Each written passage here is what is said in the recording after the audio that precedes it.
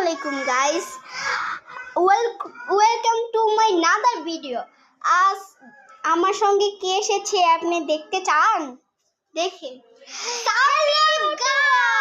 আসসালামুয়ালাইকুম। অনেক দিন পরে ভিডিও এসেছি, কিন্তু এই ভিডিওটা আমার ভাইয়ার ব্লগ, কিন্তু আমি কেন এসেছি এটাই তো জানতে চাও। এটা আমারই বাসা, ওকে? ওরা আমার বাসায় আমার ছোট্টখানি ভাই। আরে না ভাই, ও তো আমার বোন। আপনারা কি জানেন না? না জানলে আজকে জেনেই নিন।